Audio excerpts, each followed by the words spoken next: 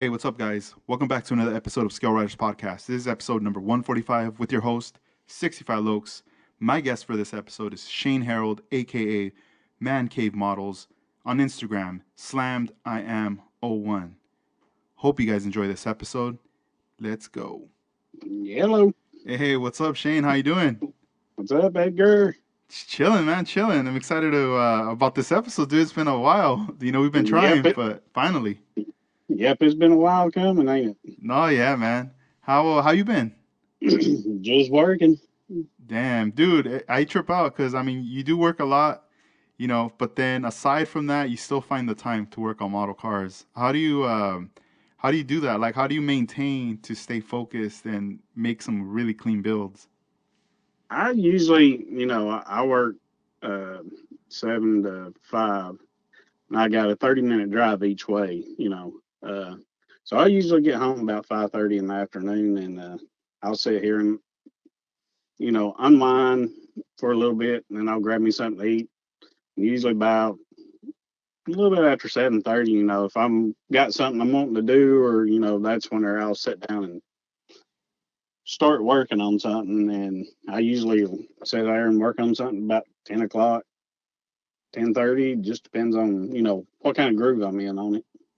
Nice, nice. And would you say, since you're connected with a lot of people on Instagram, does that play somewhat of an influence on the building to keep to keep building? Yeah, yeah. I've had there's quite a few people on Instagram that I talk back and forth with, and stuff and ideas and whatnot. And but yeah, a lot of that's what somewhat kind of keeps me going on it, to actually continue to work and, progress as I go. Yeah, and you've been doing this for a long time, dude. Like, when was it when you initially, this was introduced to you, model building, the first time you ever saw it? Shoot, I was 6 or 7 years old. My cousin, she actually had some uh, monster trucks that was built by her father in her bedroom. So I think it was around my 7th or 8th birthday. I remember they asked me what I wanted for my birthday, and it was a model car. So that's what we went and got, and it was the first one that we bought was a NASCAR kit. It was number 28 Hardy's car, and my dad, we sat there at the kitchen table at our old apartment, and we built it.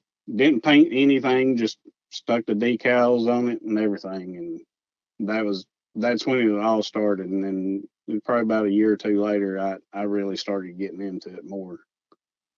And then, of course, I built all the way up, teenage years, and then once I started working, it kind of slowed down.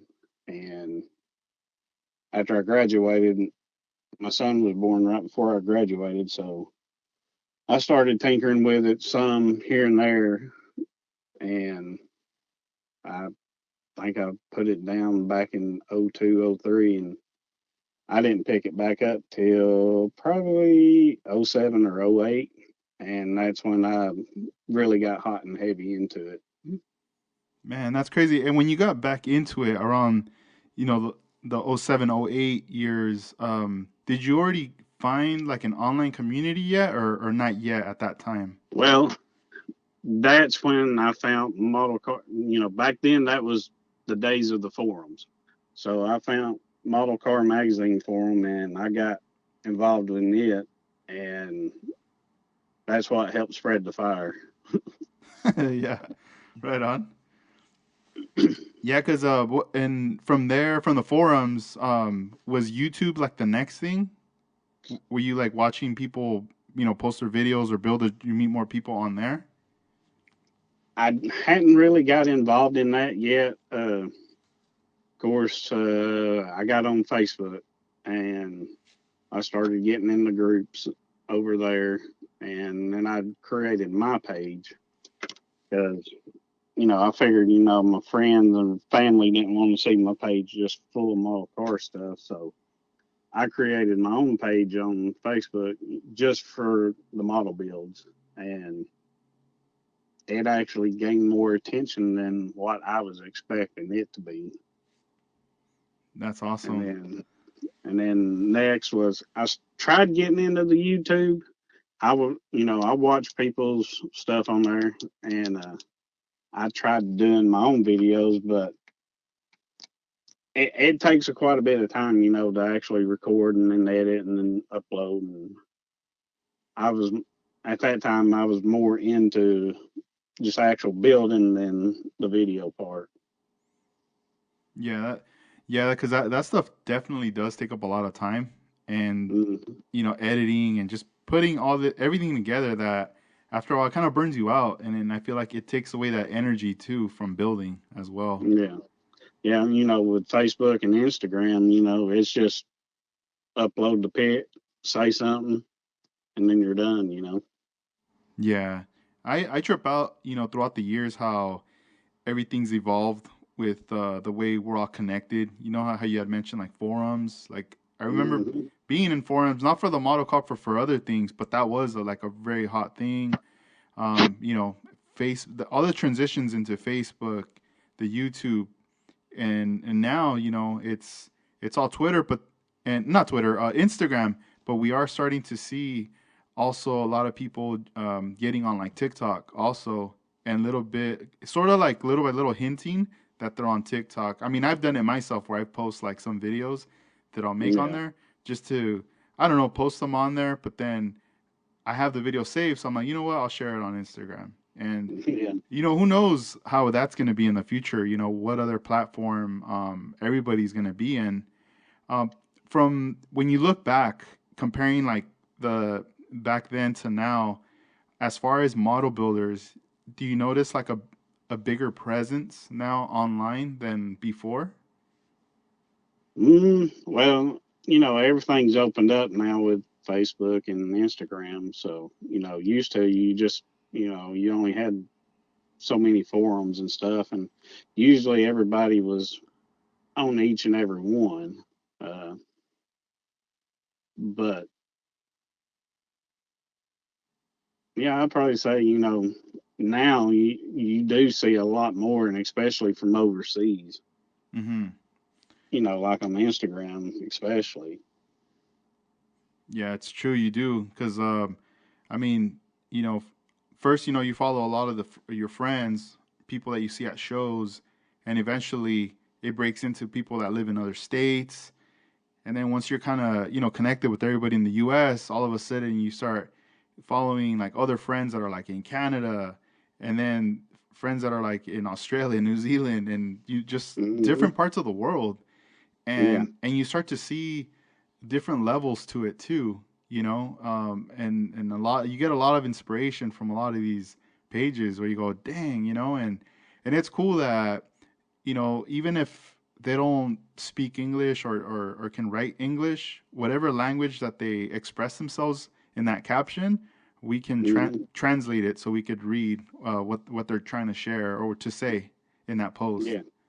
Yeah, I like that about Instagram because of that reason right there. You can at least see what they're saying or whatnot on their post in there. Yeah, and it's cool, man. I feel like right now it's like good times to be getting into model building, even if some people have been around for a long time and they've seen the progression and the changes. But even someone new coming into it that is about to come back or has done it for maybe the last 6 months, they're barely getting into it. They shouldn't feel a certain way like that they're like behind or discouraged Hmm. because I feel like a lot of people are just bringing their A game. There's a lot of information out there. There's a lot of materials, and just different things to work with that you could catch up and you could learn pretty fast. Yeah, if you're willing to learn it, yeah, you can catch up pretty fast. It's just like back when I found the model car forums. I didn't even know about the whole aftermarket. It was small back then, but still the stuff back then, it just blew my mind that there was that so much stuff out there.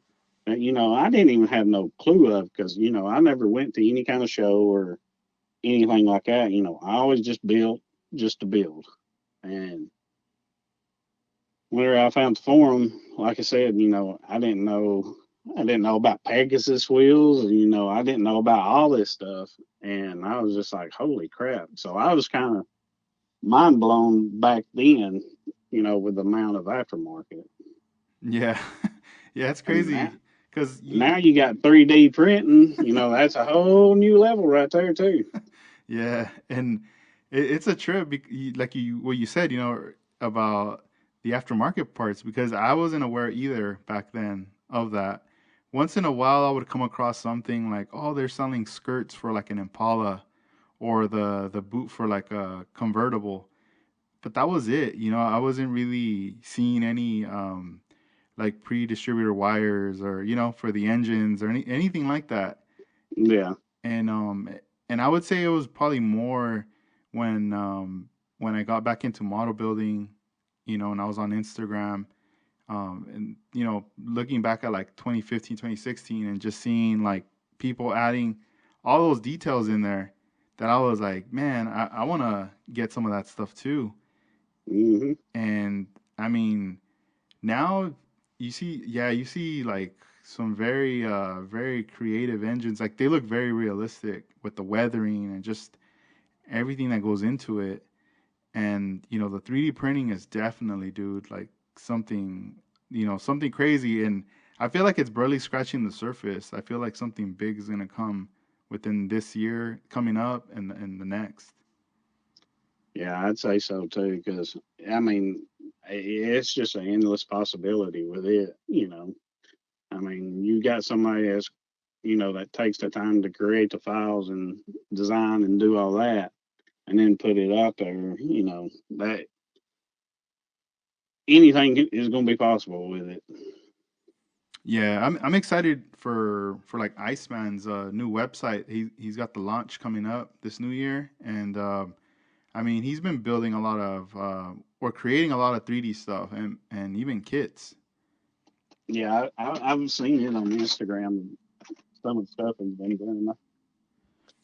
I've Yeah, got a few of his stuff here that I've gotten over this year actually. yeah, I got my hands on one of the Lincolns that he did. It looks like a fleet line, like a bomb. It looks pretty dope. Hmm. And I mean, those are like limited runs that he does. Yeah. So I wonder if these other ones will be also limited, or if he's just gonna be something that will be around for a while, um, with these new cars. But I'm excited. I mean, there's just so much going on. Um, Hmm. and as far as like your process of like model building, you've shared some photos with me, through DM, showing like the stance, the wheels, and everything. What's your process when you're getting started? Like, how do you make your selection down to which kit you're gonna work on next?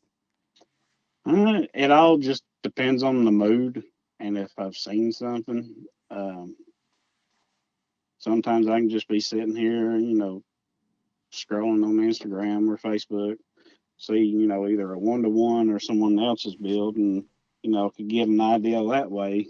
Uh, I know a lot of the times, most of my stuff starts around the wheels. Usually the first thing that I select on, when I go to build something is my wheels and the stands. So I usually try to, you know, get that and get the idea of where I'm wanting to go and, go from there on it. Yeah. So once you have the wheels and the stance set, does color, is that next for you? Uh, yeah, usually that's, once I got stuff planned out, usually the color, that's next thing I do is actually, do the prep work and get the body done. If usually I've got a color picked out whenever I'm doing, with the wheels and the stance stage. So, once I get body prep and everything, I go ahead and I get it painted and cleared, and that way, it's done. Um, majority of the time, I still have to mock up suspensions or whatnot, in it. But sometimes I've got an extra body here, so I usually use that extra body that way. I'm not taking a freshly painted body on and off 100 times. And also, what's your preference of paint? Mm, right now, and what it's been for the past few years has been PPG stuff. My buddy who actually, taught me how to airbrush, he owned the body shop, and that's all he used was PPG. So, um, now for primer and stuff, I use a Duplicolor and Transtar. But my base and my clears, majority of the times PPG. But he turned me on to the PPG, and it lays so smooth, and especially the clear. Yeah. The clear is just like glass. No, it is. You could see it. I'm like, damn, this thing looks so dope. Have you ever tried switching over to something different and it doesn't work and you're like cheap and you go back to the PPG? Mm, usually, when I get with something, I run with it. Uh, I have bought scale finishes. I bought some of their stuff, and I painted a couple with them, and I was pretty happy with it. I bought There's a website called Touch Up AutomotiveTouchUpPaint.com. Uh, I bought some of their stuff and used it. It's Sherwin-Williams paint, automotive paint, so it's pretty good. And then I've got some tropical glitz too. I've used it on a couple of things, and I'm pretty happy with it too. That's cool. And for this year earlier, you had completed some builds and you went over to the Atlanta show, the Acme. How was that? Dude, Atlanta's always fun. Yeah, I mean, that's actually the first show I ever went to, and that was back in 2012. Dang, So 2012. That's a while, man. That's like already we're going almost on what almost 10 10 years. years. Yeah, Yeah. crazy. So I mean that I didn't even go to show that year. Me, my wife, and my son and my niece, we went down there just to look, and check it out. And I was just like, holy crap. I think they had that year, there was like 700 and something cars on the table. Dang, that's a lot. So, Yeah, I mean, that was my first year or first time down there, and I was just like, looking at stuff on the table. And I mean, I was really just mind blown at what was there on the tables. yeah. Did you go home with a lot of like kids and stuff too from there's like swap meet? Dude, I don't even remember that year. Yeah. I don't remember what all I bought. I know I did buy a few things, but Hmm. uh, at that time, uh, I was only looking for certain stuff. So, but now Hmm. the following year, that was a different story. Yeah. So like after that first year, and when you left, did you leave like, man, I'm coming back. Like I'm gonna build something for this now. Oh yeah, yeah.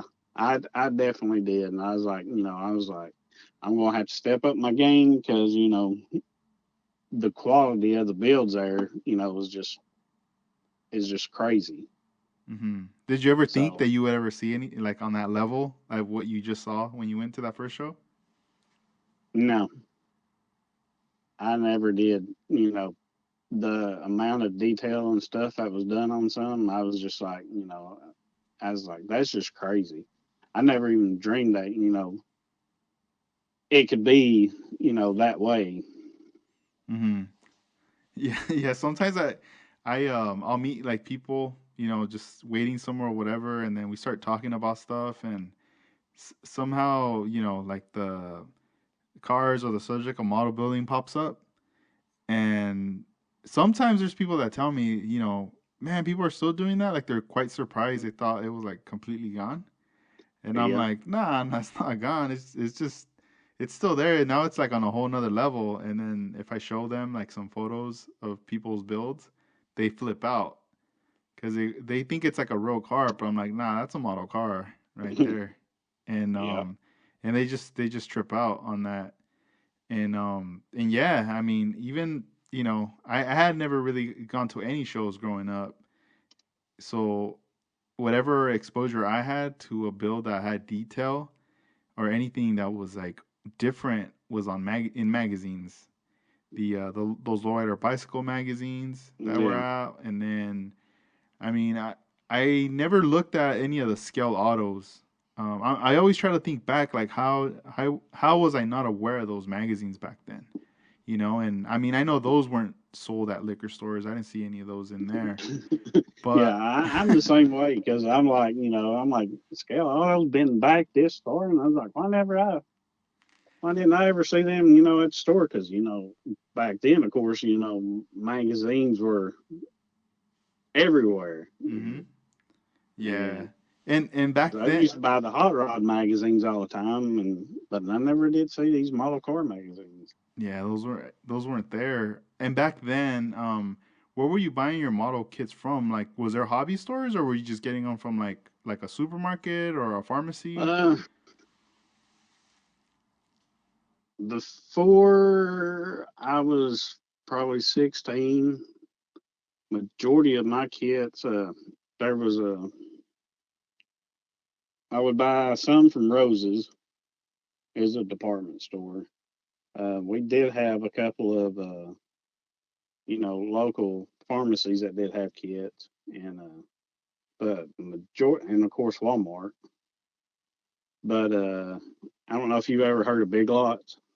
Yeah, there's some out here. they I used to tear them up every week with my allowance.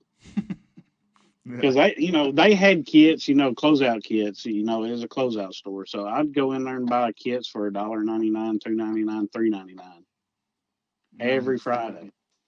So Sure. I'd Coming come up. home with stacks. Get $20 allowance every week. I mean, you could rack up on some model kits. Dang, that's crazy. Like those were the times, back then getting Yeah, them at that price. yeah. There was a couple of hobby shops around here. One of them I wasn't. Well, I never did go into. I knew about it, but I never did. I always thought he was a train guy. Mm. Uh, but about 3 or 4 years ago, I actually bought what he had left out. He'd closed the store down in '99, and everything Dang. had been sitting in a trailer. And I bought like over 500 kits from him. Yeah. So I he mean, there's so he there's one box that's full of Johans. Oh shoot. So he closed and then he just put everything up on a trailer and it was just chilling there for a while Yeah, till you got to it. yeah, yeah. Through Dang. my cousin and a mutual friend, hmm he was starting to get bad in his health, and he was wanting to get rid of it, some of the, what he had and whatnot. And we went over there and we struck a deal, and I ended up hauling all of it out. I Wow. sold majority of it, but Yeah. So I wonder like during that time, like I'm trying to picture the store and like maybe the display window had like a train set display that gave it a, yeah, a front like oh it's just railroad, but inside he probably had all those Johan and other he did. That's how it was. Uh, dang. he actually, the front of the building, it looked like an old railroad uh, station and whatnot, and Mm-hmm. he had, railroad signs and stuff hanging outside. He was actually in two different locations, but I mean, I'd pass by this store almost every day because it was within distance from where I lived and traveled back and forth to school and work. Man, what a trip. But you ended up, at the end coming up and getting that. So Yeah. I guess it was meant to be that way. What's crazy is there's another hobby shop that I actually did buy from, and he ended up selling out mm, probably mid around 2005, '08, somewhere during that time. and the guy who bought him out, bought everything, and he ended up passing. Well, his son inherited everything, and I ended up buying everything that he had left from that hobby shop. Dang. That's crazy. So the original seller, he gets bought out, and then the guy that bought it, he ends up passing away, and then his son took over that And inheritance. yeah, they didn't. The second, uh, or his father, whenever he bought it out, he didn't really wasn't really open to the public or selling it. He just bought it and collected it. So, he passed away. His son inherited it, and I believe he was moving.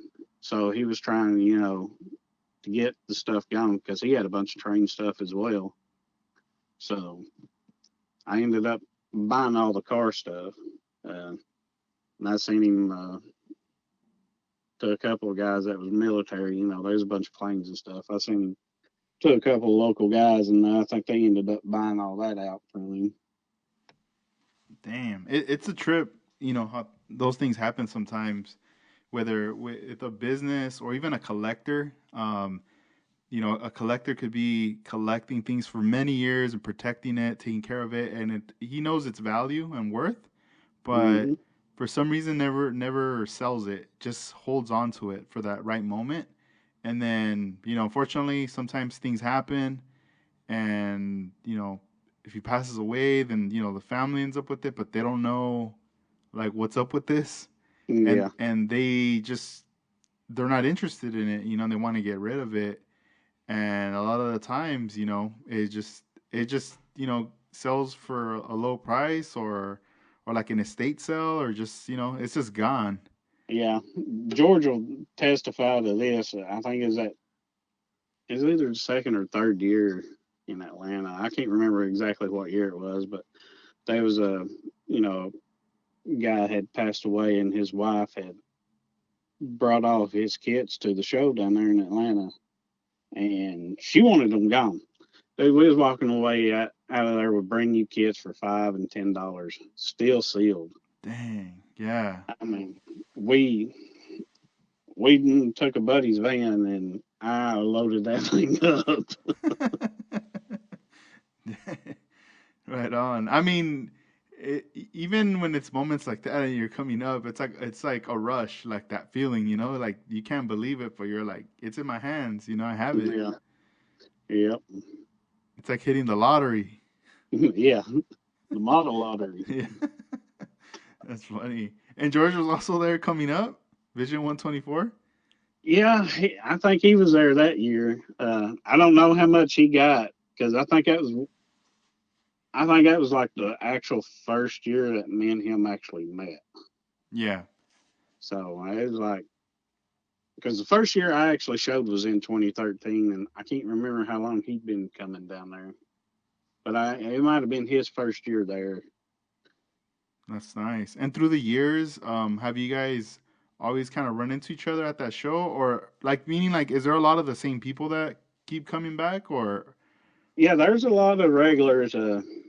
Yeah, me and him always, if we're going, we both plan, and we hook up whenever we get down there, and you know, run around and kick it there at the show and whatnot. So, Yeah, that's but yeah, dope. there's quite a bit of people that has been there since the first year that I've been, and it just continues to grow there too.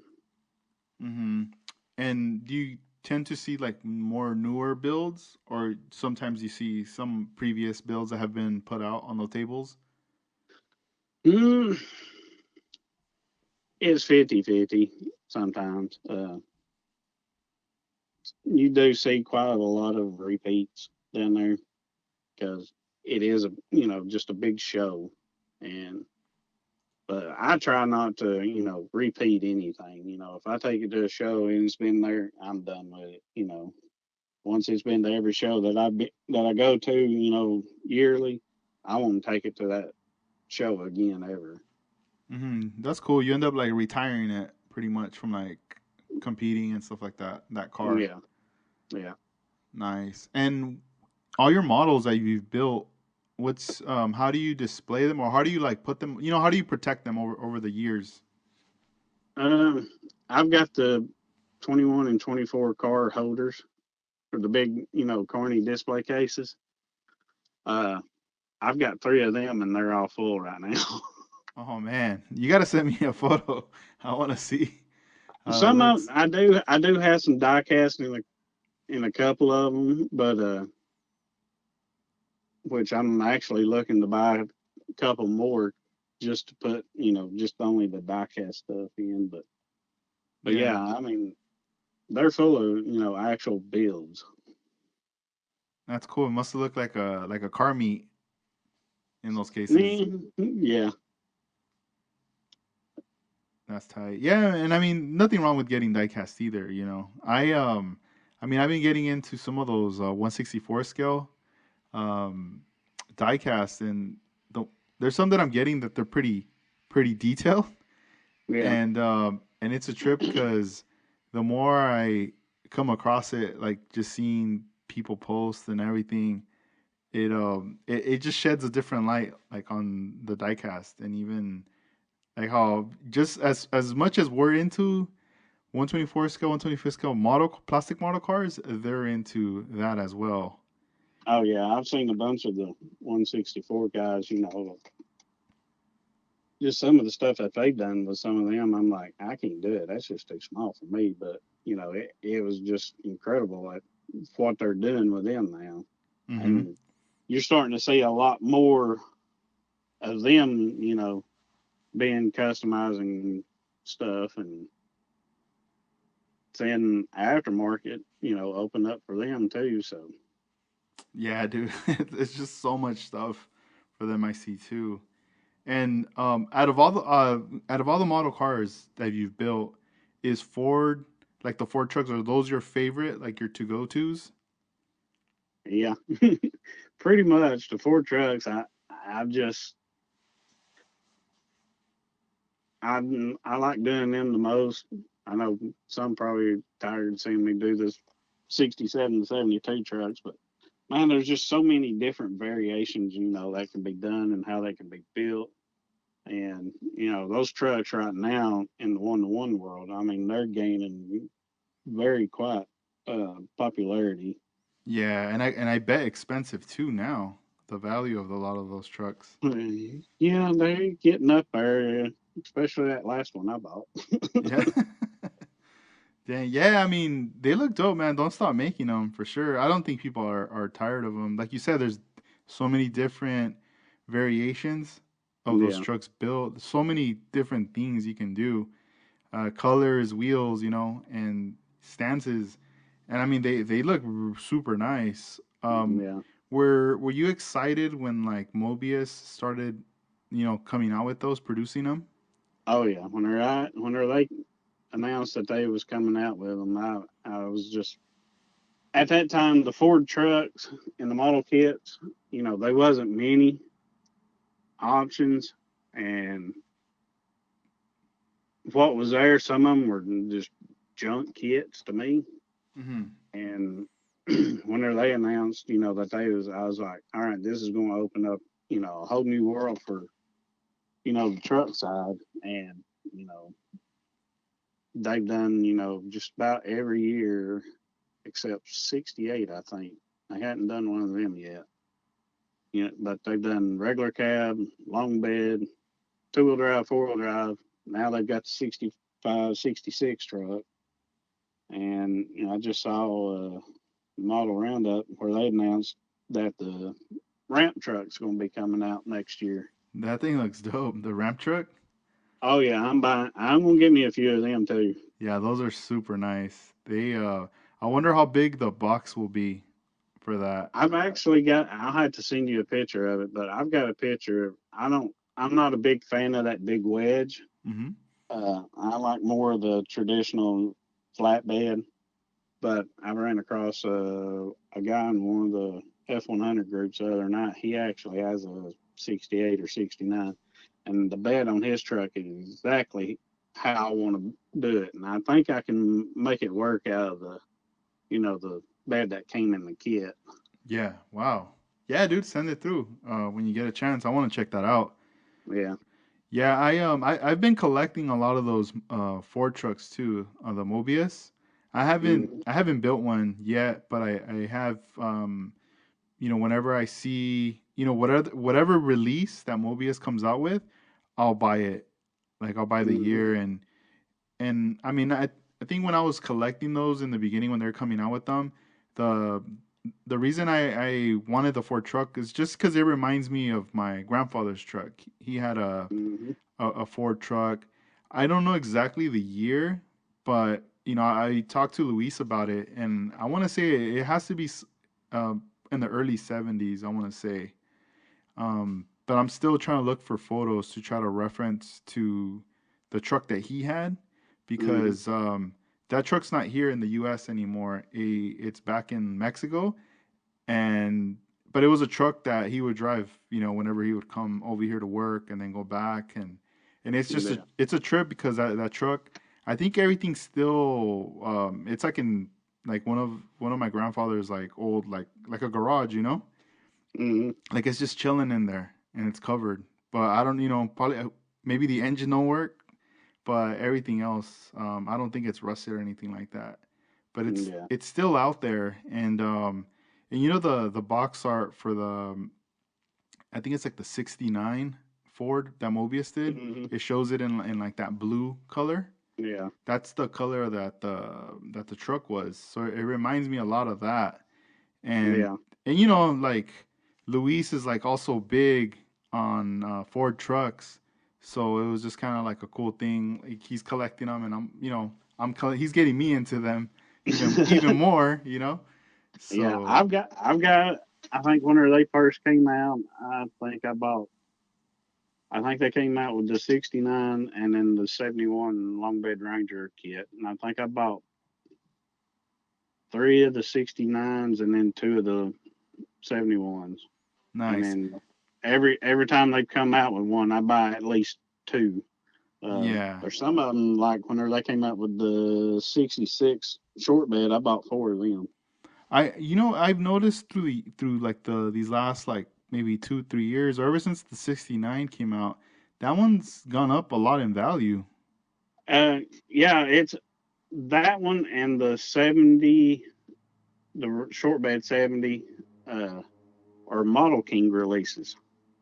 They Hmm. only ran, I think they said first run. I may be wrong, but I think I'd read or seen or heard that they only ran 5,000 of them kits originally. And they actually did like a second run of the 69. Hmm. So their Model King and the production were actually pretty low. Wow. Okay. Yeah, because I didn't know that because I was gonna ask you about that. Like, I wonder, I always wondered what that was. Like, what was it that was giving that car high in value? Because I would see it on eBay, or even Luis was asking me like, "Hey, if you ever come across one, let me know or get it, and I'll get it from you." And I mean, going to hobby stores, nobody had it, and at that time, like when I had purchased it, and even fast forward to now, I check on the list of the Mobius models through my distributor, and they don't even have that available. That 69. Yeah, and they, like I said, the 71, that one is another one that's a Model King that was production low numbers because about a year or two ago, I was looking for a couple more, and that's when I realized the price because back then, the 69 was like up to almost $100, and Yeah. then the 70 was right around 60, and I was like, what in the world? And then like I said, I can't remember if I read it somewhere or someone told me or what, but with them being the Model King release combination with Mobius, they only ran the limited numbers of them. Hmm. Yeah, I remember even like when those first releases were coming out, and then it kind of like stopped for a while, and I was kind of afraid that they were gonna just stop producing the Fords, and I thought Mobius was gonna come to an end. There was a time I almost felt like, but then later I had learned that Pegasus Hobbies had acquired them, Hmm. and then once I started to see solicitations for future stuff, I was like, oh, that's awesome. There, Yeah. all this stuff's gonna still come out. Yeah.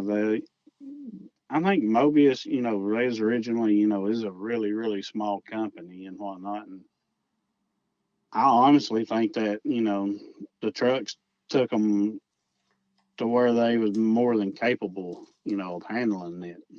So, but they also had the Chryslers and the Hudson cars. But Mm-hmm. I think that whenever they came out with that body model of truck, that's what really, soared them up. Yeah, I still You remember know. buying like my first Hudson Hornet, a Mobius kit, and Hmm. I mean, just getting it out of the box, and even I remember the chrome sheet when it's in the plastic. It also had like a thin little like a paper kind of sheet in there to protect the Yeah. chrome. So I was like, wow, they even like put that in there. And just looking at all the parts, reviewing everything, there was like no flash at all. Like it was just very detailed and very clean. Yeah, that's the same way. Because I actually bought the first one I bought was the '53 Hudson Hornet because like with your grandfather and his truck, that's what my grandfather had, Oh, that's and dope. they was actually him and another local guy. They was real big into the Hudsons, and he was part of the Hudson car club back in the '70s. And they had a big meet down in Florida. And he went down there and him and my grandmother, I've got the pictures of when they was down there on the beach in the car and everything, and the whole time that he had the car. So I was wanting to, I want to build that car to resemble and look exactly like the one he had. That's pretty cool, man. It's a trip, like the stuff that when you look back and you go, man, my grandpa was like into that, and he was in the car club. Yeah. And it's almost like things that you're doing now, later, you know, your kids or grandkids are gonna look back and be like, like they're gonna look at like your trucks you have and the model building and all this stuff you're doing. Yeah. Yeah. I was gonna say, with him, and then of course my dad, he always had cars, and he had a '70 SS Chevelle. That was a LS6 car, and he actually sold that car when I was born. He had three cars, and that was the one that he could get the most money out of at the time. And it was about, back when Barrett Jackson started getting popular. We watched one roll across there, his '70 SS LS6 car. It sold for like $1.2 million. He looked at me, he said, I should have kept the car and got rid of you. That's funny. So, Dang. but, That's he's had cars, and then, I mean, ever since I could remember, I've always been fascinated with cars and trucks. And mm-hmm. then my son, he's 21 right now. He's into Hondas though. He's got two, but he's got a 2015 SI Civic, and I think he's got everything he's about to do, or he's going to do a turbo on it. So, Yeah. Yeah, that's tight. I also wanted to bring up. Remember a while back. I don't know how long it's been, but you had gone to an event, and there was a video. There was a YouTube channel, a video that they did an interview with you, and you had brought out oh, some cars. What channel was that? the Ford era. Oh, okay, there we go. And that Yeah, was this year, right? yeah, that one was back in May. Uh, that was the F100 Grand Nationals, what they call that one. I met Solomon about 2 years ago. At is either there or at the Super Nationals. I can't remember which one. And you know, we kicked it off since then. And every time the shows are here, he comes up, and we usually hang out. He's from Florida, Oh, so nice. Yeah, that was pretty dope. I mean, showcasing some of the builds that you brought out to that event there yeah, because, I mean, it's mainly a one-on-one scale cars that they show. yeah, it is. Like I said, me and him's talked back and forth and whatnot. And when I built the 72, he was trying to get it from me, and I was like, no, I'm not getting rid of this truck. So, uh, but I told him, I said, I'll bring it up there, in May, along with another one, let you actually, see them in person. So Yeah, he must it was pretty look cool to do it. that's tight because he must see him and be like, man, I want one so bad. Oh yeah, it kills people because he'll share stuff on the Ford Era page, and I'll start getting messages, how much to build my truck, how much. I'm like, I don't build for other people just because sometimes a build might take me 3 or 4 weeks.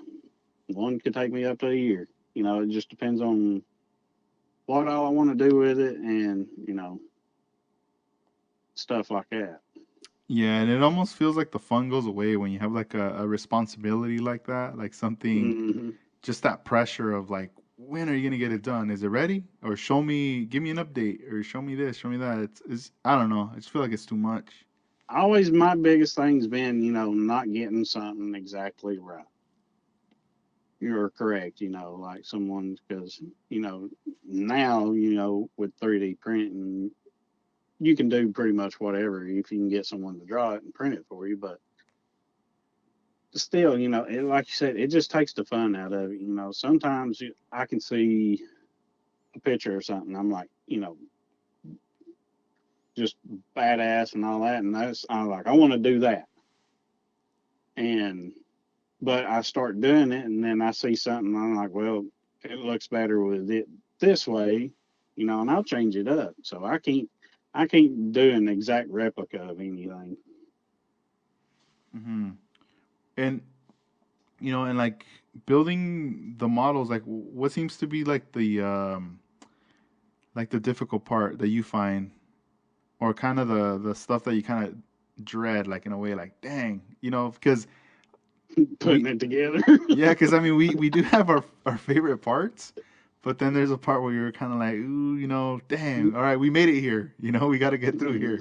Getting into that final assembly, that's just you know any that's when the nitpicking problems get you. And that's just always just been the hardest for me, is getting into that final stage of final assembly and getting almost, it's almost done. Yeah, it's so true. You made me think about some years back when I still remember like there were some models where I opened the doors and hinged them, and then everything is working fine and whatever. Car gets painted, everything's still working fine, and then after it gets cleared, and then it's time to put it all together. Like you said, the And problems start to arise. All of a sudden, the doors aren't closing because of the clear. the It's all thick and like it's just hitting. Like it's just not gonna let you close them completely. And I would be like, man, what the heck, And I remember talking to people about that, and they'd be like, dude, be very careful when you clear around the doors or like the door jams and all that stuff. yeah, Man, yeah, yeah, you're right though. You get all these. I was talking with Dennis a while back, and he was working on a car that he wanted to bring to the Acme show. yeah. I think I talked to him down there. He's like, man, I was wanting to get it done, but I was this far, and I wasn't about to rush it and mess up. Yeah, and he was just like, just telling me, man, this car's fighting me. Like anything, I'm already like, the car's already painted and everything, and it's just like trying to just make things fit and finalize it, and it was not happening. Yeah, it's just like that's why I kind of like to do my bodies first, because the paint ain't right and I'm not satisfied with it, the rest of the build, you know, I just me starting, doing chassis, engine, and then do the body last. If that body's not done to my OCD standards with the rest of it, I won't never finish it. But that's why I always start with, my body first. That way, my body's done, and I know it's where I want it, and I'm happy. Then I can move on to the rest of it. Uh, that 50 Chevrolet pickup I painted that thing 7 times before I Wow. finally got the paint where I wanted it and happy with it. And Y- that truck right there, and that's probably one of the favorite ones that I've got. But just mhm. the stance of it and the color and everything. So you just kept stripping that thing once, like if Hmm. you weren't satisfied, and then just redoing it. Yep. Man, that's crazy. When you do your engine, like let's say you mock up the engine and everything's looking good, and you start building it, do you add all the details already right there and then and finish it off, does that kind of come towards the end where you decide, you know what, I'm gonna add this now to it and this to the engine? Usually, I'll plan it out, along with the rest of the stuff. Like I'll have all my aftermarket stuff in a little, box that I plan on using for the build. So, once I get, the chassis mocked up and I can paint everything on it, I usually by then too, I've already got, like the block halves and stuff uh, glued together. And then sometimes, I'll go ahead and paint everything. And then once everything's painted, I just put it all together right then. Nice. And as far as like your workspace for model building, are you doing it in the house, or do you have like in the garage, or like a space where like no one's bothering you, and you could get in the zone right there? Um, yeah, in the basement here, I've got my own little area in here. I do majority of the building in here. I do have a building outside that I do all my painting in. So I've got a paint booth out there that we made, and it vents it outside, and so I can do all my painting out there. Let it sit overnight or however long I want it to sit out there, and then I'll bring it in the next day or a couple of days later and either mock it up or start messing around with other stuff on it. But majority of my builds that they're done inside. That's cool. Yeah, I still sometimes think back as to where I was working on my model builds. Back then when I was living with my parents, and even when I was living with one of my friends, like a roommate. And it's I feel I now that I'm living, over here where I'm at right now, in the LA area, like the room I have set up, it's like I share that room. It's not just like that room's just mine. Like Yeah. part it's somewhat of like an office space, like a workspace for my fiance, and then I have a table that originally I was going to be doing builds there, but then it kind of turned into a table where I package items to ship out. So, Yeah. there's days that I could have boxes and tape and various things on there. And then when I want to build, it's like I got to clear all that stuff out and, Yeah. get into it. And sometimes it's kind of tough. Like I always feel like the setting, like I always feel like, man, back then I feel like the setting was really dope. That I was like nothing would bother me. I was just in the zone. Everything's like at an arm's reach. And right now, like it's somewhat is, but in a way, it's kind of sometimes it can be a little bit of a mission that I have to like move stuff around in order for me to like get into it, and I always think about now, like man, it's very important, having the correct space to work on your builds. Oh yeah. Yeah. It's just like when I was younger, in building, I always built my room was in the basement here, and just at the steps, it would come down, and have a big flat platform, and then it stepped off down on to the ground. And that's where I did my models, for years, and then of course I grew up, got out and whatnot, and then when I got back into it, the apartment we had, I'd have to drag everything out and then put everything back up, and um, we ended up moving back in with mom and dad because of my mom's health, and so for years, I still done it on the steps, and then I guess it's about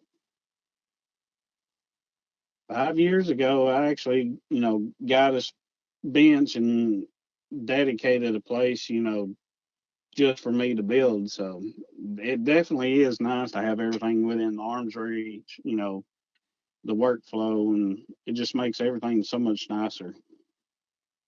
Yeah, I feel like that will come for me like in the future, you know? I think Hmm. because I know where we're living at now, we might, be here for like another year and then, possibly move or something else, but I know definitely the next spot is going to be bigger than this spot, and I know I'll have like a designated area to work on builds because I mean I get inspired. I see a lot of the stuff you guys are doing, and I'm just like, man, I gotta get back on it, you know. But then Hmm. it's just the space, you know. Like I mean, I could come to the dining room table and do it here, but then I don't have my tools here, you know. Yeah, and then you're dragging and packing stuff up and Yeah, unpacking. going back and forth, and then if I forget something, my little one, like she's quick. If she sees something, she's gonna grab it, Hmm. you know. Yeah. So I gotta hide like everything. Anything that I go that that I think is just dangerous, I gotta put it away. Oh yeah. So and even now it's funny. Like whenever I want to prime or something, um, like I don't even have my airbrush or nothing set up in here in the house. I have to just grab a Tamiya rattle can and go on the side of the house and make sure that no one's out there, like neighbors or kids, playing. Hmm. And they just spray away because or else these kids are gonna see me and they're gonna come over. They're gonna ask questions or see what's What are you up. doing? Yeah, hey, they're gonna smell it. The fumes, Yeah. and it's just like, oh, I don't want to cause any problems or any attention. Yeah. So I don't know. Hopefully, those things will change. I know for sure they will. In a matter of time in the future, but I think for Yeah. now, you having your space, that's dope, man. Take advantage of it. Just do your thing. Hmm. I do. I mean, I don't hardly watch any TV. I really don't even watch TV at all. I usually just come in and I turn music on, whatever I want to listen to, and I sit here at the bench pretty much. I might not be doing anything, but Hmm. this is where I sit every day, every day. Yeah. No, yeah, because sometimes too, like you said, like I can sit down and be chilling with my stuff. I don't even have to be working on nothing, but even if I'm just it's like a comfort zone. Hmm. And then all of a sudden it's like the light switch turns on, and then you're just grabbing stuff and you're detailing and Yeah. gluing things together and whatnot. That's pretty cool. When you do your mock-ups, are you using any type of like not like CA glue, but some type of glue to kind of hold up the mock-up so then you could take it apart and then, or do you even use glue or just tape? And it just depends on what it is. Sometimes I'll take a little dab of plastic weld because it's easy, to clean up, or I'll use just a dab of super glue if that wasn't strong enough, or and then of course tape, and then I've got like different pieces of styrene, for ride height, and uh, popsicle sticks, sanding sticks, whatever I can get to get the right height that I want, Hmm. I, So, I'll use it too. cause I've never used like I've seen that like what you said popsicle sticks or like pieces of styrene, and I've seen Mm-hmm. people do it, and that's always like something that I'm like, wait a minute. So you gotta explain to me. So you put this. Let's say you use the popsicle sticks, and then you lay the body that's gonna be on that, and the wheels. How you have it all like mocked up. Let's say that you're like, all right, I like that stance right there. Um, how do you do it, or how do you measure it? So this way, when you take it apart, so you're gonna get that stance once you place like the A arms and like the axle and all that. Mm, just all depends on the car and the suspension, really. But usually, I make sure, if I want the wheels to tuck up under the fenders, that's usually, I'll get that issue fixed first, and then once I got it in there, I'll look at, where the my center point is on the wheel, where it would mount to the spindle or the rear axle, and usually I just eyeball it. Um, I don't do a whole lot of, measure, but Yeah, busting out mad rulers. yeah. Yeah. But you know, like I said, the front, it just all depends on, the kit and how everything's molded. Um, I've had some, that was didn't even waste no time. Already figured out how to drop it, get it to low. And then I've had others, where I've scratched my head for 2 or 3 days before I finally figured it out. Nice. That's cool. So that there's always that mystery, right? Like, how am I gonna get this? Hmm. And then you figure it out. Yeah. That's cool. And is there before we wrap this episode up, because I know we're getting down to the time here. Any shout outs or anything you want to say before we go? Phew, I have no clue. Nothing really. I didn't even think about that far or anything. But Yeah, no, it's all good. Or I mean, there's just so many people that are out there that are friendly and uh, helpful. You know, communities. Especially on Instagram, it's huge. So, but yeah, I mean, there's a lot of good people out there. That helps and takes time to help you and everything. So it's just hard to pinpoint just any particular ones. I want to shout out just one person. Nah, Yeah. no, that's cool, man.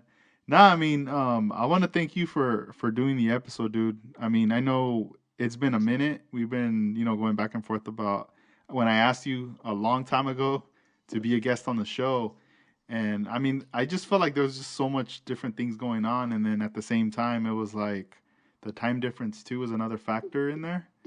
Yeah, yeah. I The definitely am um, humbled that you asked me to be on it and to be a part of it. Nah, definitely, man. I mean, you do a lot of amazing builds, dude. And I mean, everyone listening, if you're on Instagram, if you have not checked yet, but make sure you check out Shane. His Instagram's at slammed.iam01. Um, I mean, just keep doing what you're doing, man. I think a lot of the stuff that you're doing, you're inspiring a lot of people. Definitely, you're up there with that high quality of builds, dude. You know, there's a lot of different people I follow on Instagram, and I know a lot of the stuff that you come out with. It's up there, dude. It's Yeah, I some definitely appreciate that. really dope stuff, man. And I mean, I'm speaking for a lot of people too. On that because yeah, there's different levels to it, and I feel like we need people like you to keep building on that next level to keep us, inspired and to want to reach your level, Yeah. because it doesn't I, end, it keeps going and it keeps going, and we need somebody to look up to and to be like our hero, that yeah, we go, I man, definitely know what you mean in there. yeah, man, yeah, 'Cause, I mean, there's a bunch that that I follow and look up to, and I'm like, all right, I need to get up to that level now. hmm yeah, and I mean, and hopefully, people that you meet in the future, if they listen to this podcast or just meet you at shows and stuff, they'll ask you the questions, to be like, hey, Yeah. how'd you do this? Because that's always a cool thing, sparking conversation, especially on things that we're into and just questions that we have on things we want to learn. Yeah, I've done that quite a bit at shows. Say something on someone's building. I'm like, all right, how'd you achieve that? Yeah. So sometimes when I've gone to shows, you see a building, you're like, man, this is dope. And I'll be looking around like who built this, Because no one's Yep. like there yet. Everyone's chilling on the sides. And I'm almost thinking like, man, I should bring like a little notepad and like write questions on there and just leave the paper right there. And then on And, the back, maybe write my email or something. yeah, So, so they could just reply, hopefully. That'll be kind of funny, just like leaving a bunch of questions on like different table yeah. cars. I've never even really thought about anything like that. It's almost like back in school when it's like Valentine's, and it's like everyone you go to the store and you buy that big box that has all kinds of cards, Yeah. and you have to write everybody's name or whatever, and then you just when you're in class, you're just putting it on the desks of everybody. I don't know, but I was just thinking like seeing somebody's car and then right underneath it is like a huge stack of papers with a ton of questions. That'll be Here, wild. have this notebook and please respond to me. Right? Nah, that's cool. Well, hey, bro, thank you, Shane, for being on Thank the you on the again. podcast, and Yep. we'll be in touch, and Yep. we'll be back do another one. Keep us updated with what you've been up to, and the builds, and whatever questions I'm gonna definitely send you a DM on that. Yep.